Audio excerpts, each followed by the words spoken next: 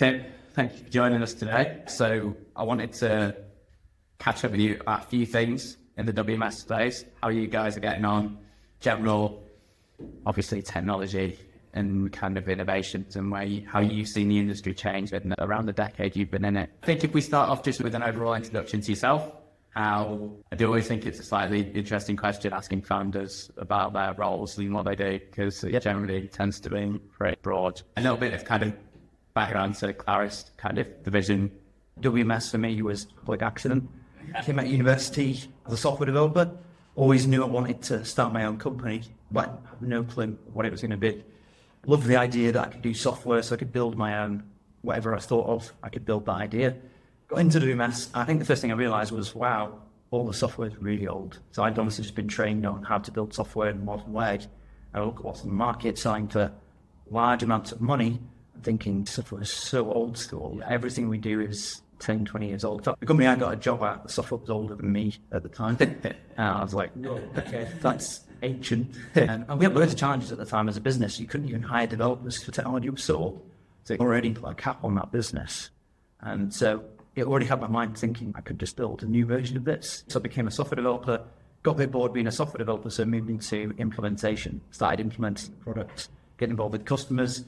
We, as a company, got bought by a bigger company, and that's when I started to see my career prospects now, instead of being in a small pond and being able to grow quickly, I suddenly got into like a corporate structure and really didn't look for me to really slowly work my way up the ladder.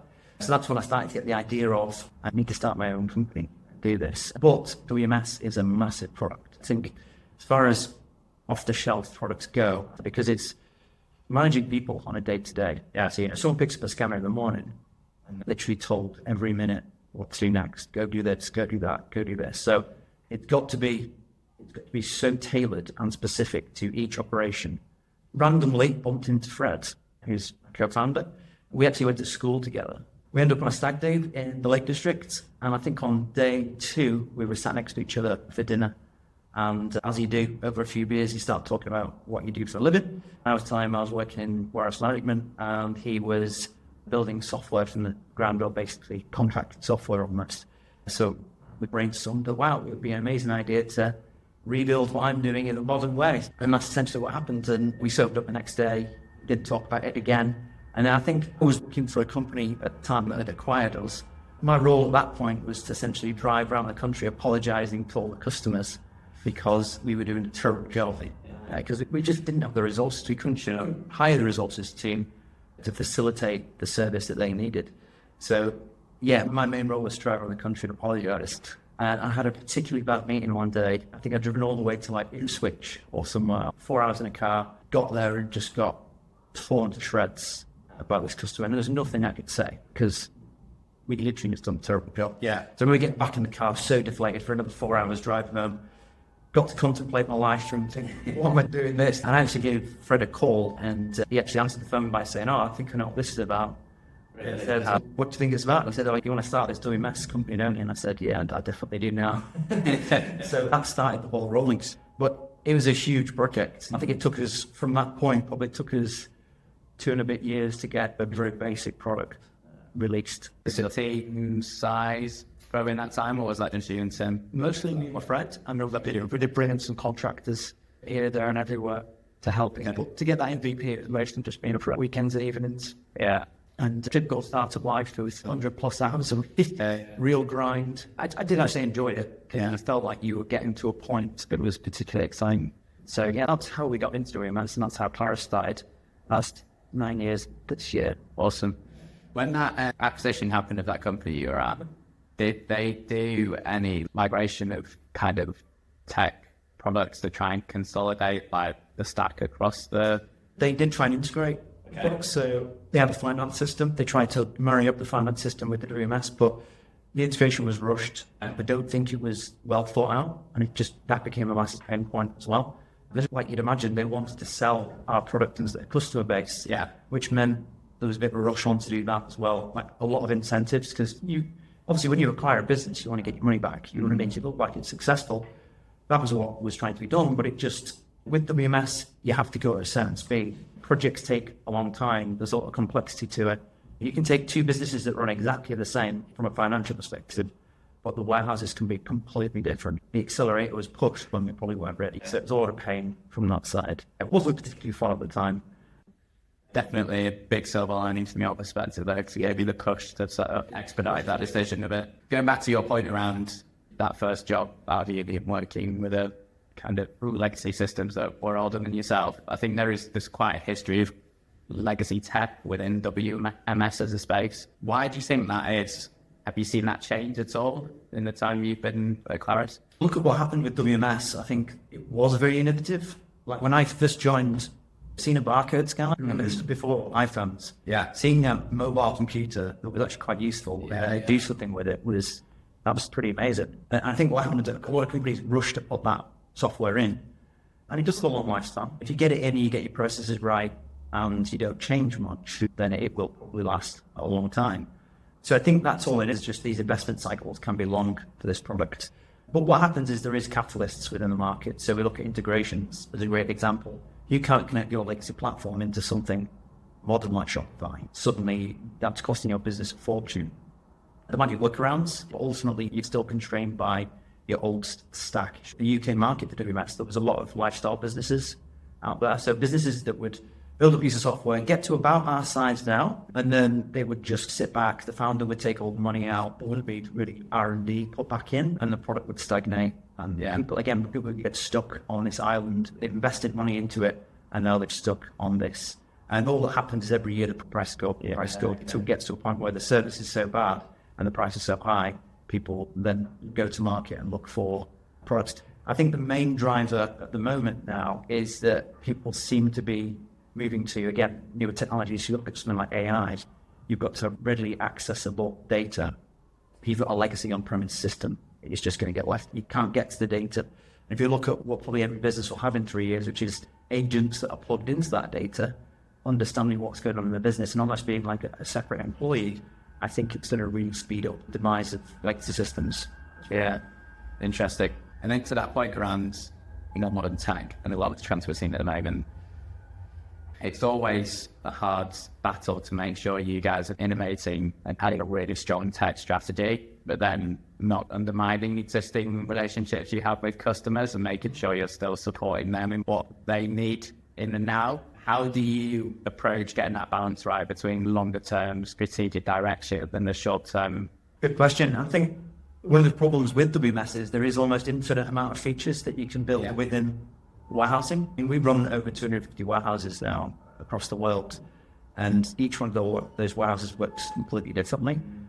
But each of them will have a niche that they work in, and they love the software to do a little bit of this and a little bit of that. We try to work closely with our customers, and we try and work out where are the pain points that we're seeing across multiple customers, and what can we fix that's going to be a sweeping change across as many customers as possible. And it's hard to find sometimes. And then as well, we look at emerging things. So to talk about AI or integrations, it's making sure that we can support that kind of technology in the future. We never want one of our customers to turn around to us and say, we're going to have to move off Clarus because we're going to move to this other platform that gives us X, Y, and Z. Sure. So that's what we're always very wary of. And that's why we think our business model is really good. You pay a subscription to Clarus with the knowledge that the products are just going to keep getting. So we're up to about 13 patches per day on average. So the product changes every day, essentially. The bigger features we try and drop from as often as possible. Yeah, there's always going to be features WMS One has, and there's always going to be making sure that the generic platform keeps getting better for all users. Massive challenge for us, massive challenge. So those 250 warehouses, you've got a really kind of strong customer base. Yeah. How much do you use those guys to shape that product backlog on those big features? Yep, it's probably 75% driven by the customers, and then we have things like AI, where everyone wants AI, but we have to come in and say, this is how it will work within the platform. We do the access to this and this, and we try and get that designed. But we often work with pilot customers as well. So we'll get them on board. They'll help us with the solution. We need to get the customers involved as well and say, will this work for you? And do you do this in a generic way? We don't want to design something very niche. And then there's just making the platform itself really flexible. For our handheld devices, it's actually built on Screen Builder and workflow tool that we've got within the application. And what that means is you can configure the warehouse to work one way, but another customer can have it completely different, but they've got the tools to do that themselves. Yeah, nice. As well. And then we've got partners like Missouri as well. So one of the main reasons we wanted to work with Vasori was because integrations, they can be different from customer to customer. Being able to make changes to how an integration works without going back to a dev is massively advantageous as well. And again, that gives us, I think, a nice advantage over some of our competitors that have built connect to themselves, but it's very rigid. You must work this way. Because again, if you're going to scale to, let's say we're going to scale to 2005 brick warehouses, again, they're all going to work differently. Those businesses are going to be niche businesses. They're going to do things that are different to everyone else. And again, we're going to want to make sure we can support them. Yeah, I think that's it. If you look at particularly the industry you guys are in, and like it is such configurable and customizable products. It's completely like it's never off the shelf, I imagine, with anything you do with customers. And then if you look at, as even a couple of years ago, the majority of the people to support in that market were doing out-of-the-box integrations, and that just isn't a fit for you guys because you're saying, here's a super customizable, feature-rich product that we're giving you, which can do whatever you want with it. But if you want to integrate with anything, you can only do this, and it's just this or nothing. So having that same overarching perspective and culture in the integrations that we support you guys in building as your core products, I imagine it's a really nice marriage for your customers because they're like, oh, cool, I can do exactly what I want with the integrations as well as the core products. And that gives me that flexibility. I think as well, with any development, the more people in between the developer and the user, the slower it gets, the more chance of errors. So, having a platform like the Story where it's almost user consultant developer, he is the developer essentially. Yeah. Not that we make changes on the fly, but you can almost, here we go, let's just map this field instead, create a new variant, deploy that for you, test that, make sure you're happy with it, and then roll it out to production. So that's super helpful from our perspective. If we built it ourselves, it went down full dev route, a quick field change could be 10 times longer. So we talked about the feedback from your customers being a really strong catalyst and factor in shaping your backlog. I imagine there is broader kind of industry and technology changes that are hugely important in that as well. Yeah. So what's kind of really exciting for you guys from a technical standpoint at the moment, and what's making you really think we can nail this? It'll be massive for Clarus. Yeah, obviously AI is the flavor of the month. I think within our platform, I think it does have massive potential. See a lot of products and platforms releasing AI, and it is just to tick a box. They were the AI company. Yeah. And what we can do within Clarus now, because it's a modern system, cloud native, it's got GraphQL, it's got open APIs, the ability for AI to interact with that, almost as a completely separate interface, is really exciting. So we've got some stuff releasing this year. I don't talk too much about it, but I'm very excited about that. That's almost a new dawn for us as a business, I think. Awesome. That's going to be really cool. I do think that will be the final nail in legacy systems. It will be a catalyst to make people think, oh, hang on a minute, there's no way we can do that with the legacy system. Yeah. We need to look at a system like Clarus that you're able to connect into things like AI agents, things like that, which essentially will send productivity through the roof. Yeah, definitely. We're not sure what the world's going to look like in 5 years' time.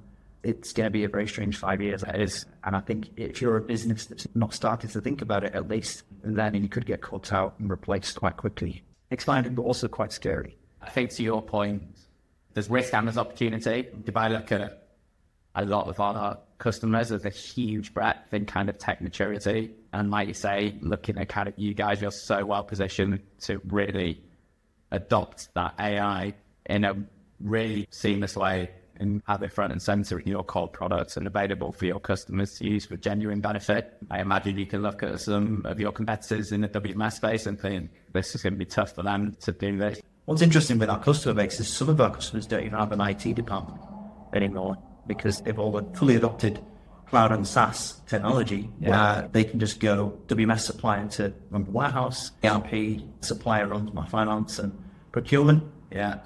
So I feel like it's almost our responsibility now to make sure that we can provide these platforms and these features on top of our platform to ensure that they can keep up. Because ultimately, if our customers do well, we'll do well. Look at AI. Yeah, it's a big problem for us. Yeah, it's interesting. I think it's a really similar position we're in where you're constantly thinking, how can we allow our customers to be at the forefront of technology without having a massive burden on them, to have this huge internal tech team with loads of engineers, and like how do we do the hard work to make it really consumable for that and like lower that tech burden. And I feel like you're in the exact same position where you're thinking, how do we do these mentally tough things with tech that are instant to adopt for our customers to help them gain that competitive advantage? Key, this isn't easy for us. Hard for us. So for someone that runs a warehouse business to go and hire someone in a space that they don't understand, it's incredibly difficult. So that's why they seek a partner like ourselves. And again, it'll become a massive selling point for our platform and our product, definitely, which would be amazing. So I'm very excited about that. That's going to be the biggest thing that's ever happened to Clarus, I think, this year. Yeah, awesome. So I've been told that being a tech CEO in 2025 is very different than it used to be, which you have first-hand experience of, obviously. So how has that landscape changed in the time you've been steering the ship of Clarus? How's it evolved? What new challenges have you faced? Yeah, the last 9 years. Yeah. Well, it feels like it's changing all the time. I guess this is the way the world works, but we've obviously had COVID, we've had Brexit, we've had lots of changes in politics recently. There's always something new to focus on.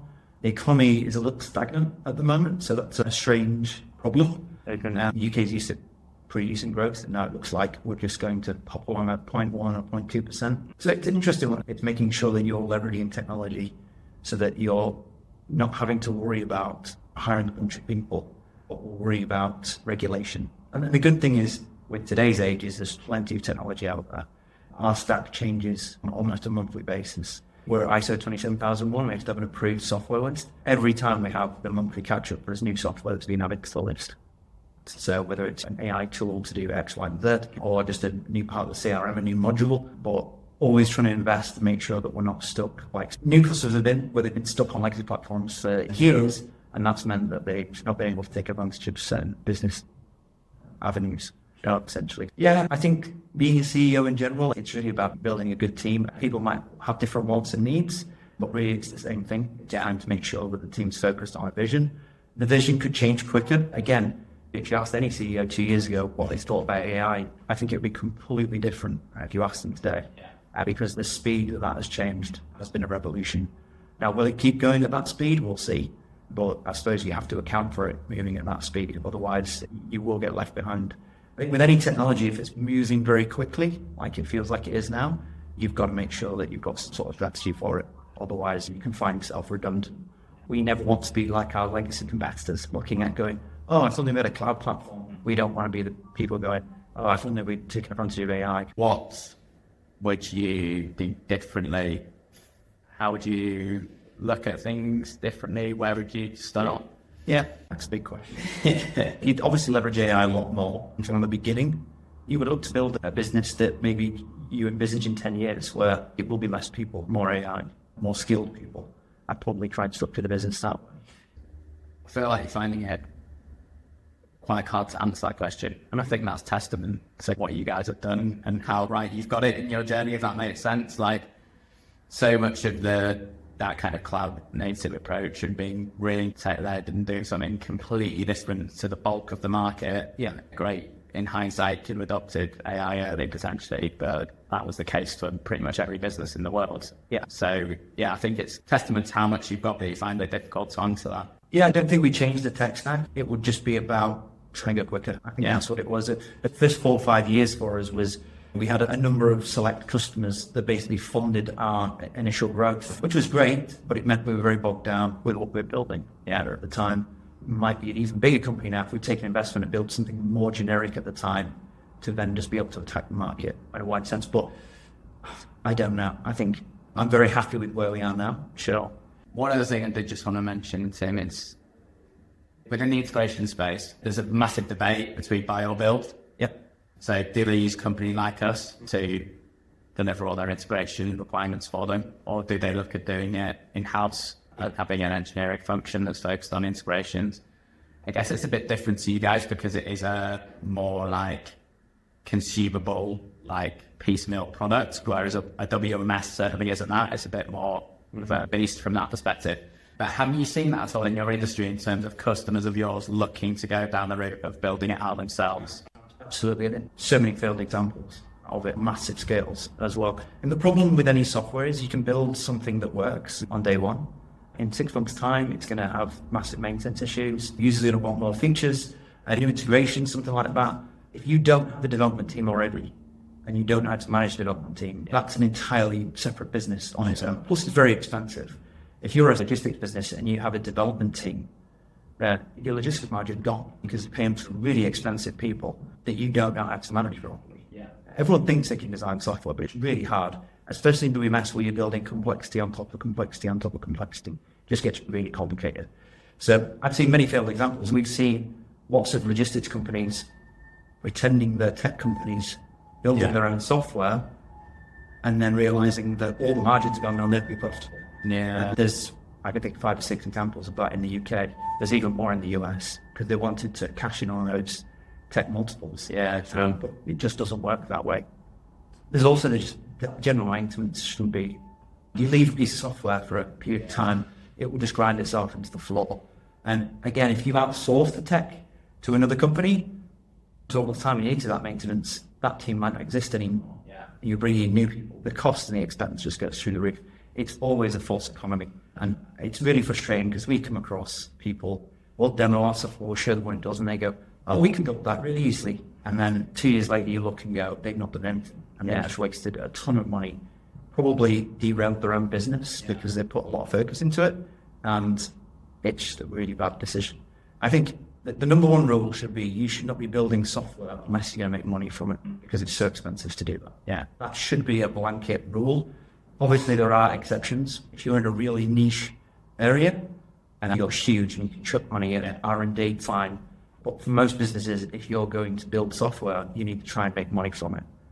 Again, if you're looking at WMS to do that, you might think, well, we'll build our own WMS, then we'll sell it. You've then got to build it so flexibly, you'll end up spending 10 times, 100 times just to make it flexible enough that you can then sell it. So again, you probably won't get the result that you were hoping for. And then again, there's products like Clarus that have things like Screen Builder and Workflow built in that. So even if we only provide 85% of the box, you can then use the configuration tools to get that last 15%. And the best thing is we're maintaining it for you, continually developing on it. I do think that's a massive point in terms of the amount of customers we have who come to us who've gone down that road as building instead of buying, and they end up with these like orphans like integrations when no one knows how they work. Hardly anyone knows what they were actually meant to do in the first place. Yeah. And I think, the point you made right at the start is a really important one of, if you take a particular point in time and a relatively restricted view on kind of initial requirements from an MVP perspective, I'm sure a lot of companies out there can nail that, but whether that will work over a longer time period and as you expand and it grows is very unlikely. And I think that's what a lot of people miss, and hence why, like I say, we come in to rebuild things that have become orphans, because during the test of time they haven't stood up to it. Yeah, absolutely. And that's it. You look at the WMS, it's a 10-year project. 5 to 10-year project. You can take a really short-term view. That's just a silly way to look at it, because even just pulling a WMS and putting one in, that's really expensive to your business just on the time that it's going to affect your business. Yeah. So you just don't want to be making a messed up project. It needs to be good. And that's it. That's what we're the experts in this now. We know 250 plus implementations. Yeah. So, thanks for joining us today, and we'll catch up soon. No problem. Cheers. Thank you. Excellent.